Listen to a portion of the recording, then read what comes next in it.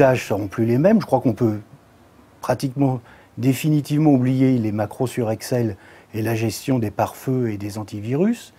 Le travail en ligne, le cloud computing, l'échange des données, les projets collaboratifs, les outils collaboratifs, fait qu'on a besoin de maîtriser le web et non pas l'ordinateur. Les pratiques, les usages ne sont plus formatés sous globalement ce pourquoi ont été formés 95% des formateurs scolaires ou professionnels, c'est-à-dire Microsoft Office. Mais je peux dire aussi Open Office. On ne travaille plus sur sa machine, on est des nomades, on passe sur sa machine, sur plusieurs machines tous les jours. Personnellement, moi j'en ai 7 ou 8 des machines sur lesquelles j'interviens, qui sont à moi ou qui ne sont pas à moi, ça n'a pas d'importance, c'est redevenu des points d'accès, comme au temps des réseaux de 1970-80, où on avait un terminal. On est maintenant sur des terminaux. Et donc il faut connaître les pratiques.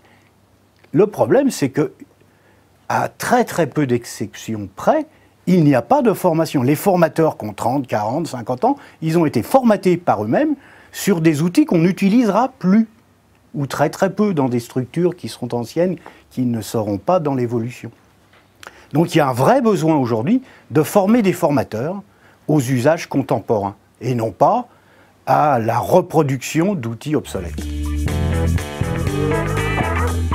Quelqu'un qui sait quelque chose, il faut qu'immédiatement, il puisse être mis en situation de l'enseigner à d'autres. Donc là, vous avez de la solidarité immédiate.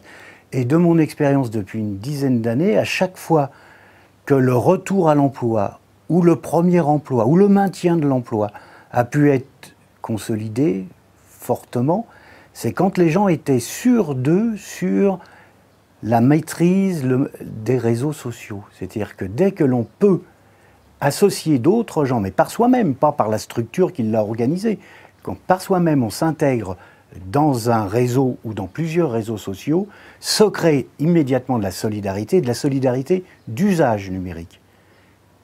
Et là, ça fonctionne. Dernièrement, j'ai eu un stagiaire ici qui vient de décéder d'un accident.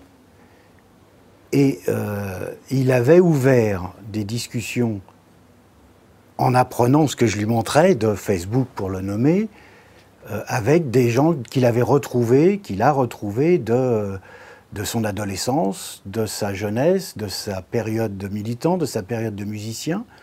Et depuis un mois à peu près, il communiquait énormément. Ces gens-là, apprenant son décès, viennent de faire remonter des données lourdes, des morceaux de musique qu'il a créés il y a 20 ans, qui auraient été perdus sans le réseau social Facebook. Viennent de faire remonter des articles qu'il a écrits en contradiction avec Guy Debord, par exemple. Viennent de faire remonter des échanges, des pratiques qu'il avait eues en tant que hockeyeur, ou je ne me rappelle plus quel sport il faisait. Ça donne une discussion généralisée d'une 50aine de personnes qui n'auraient pas su qu'il était mort.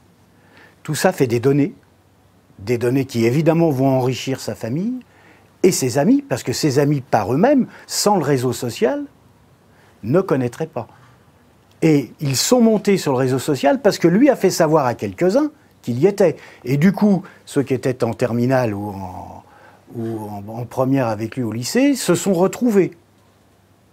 Donc voilà un exemple parfait d'usage durable, d'usage solidaire du numérique, qui fait que des gens qui sont dans la douleur peuvent échanger leur douleur et donc y contrevenir.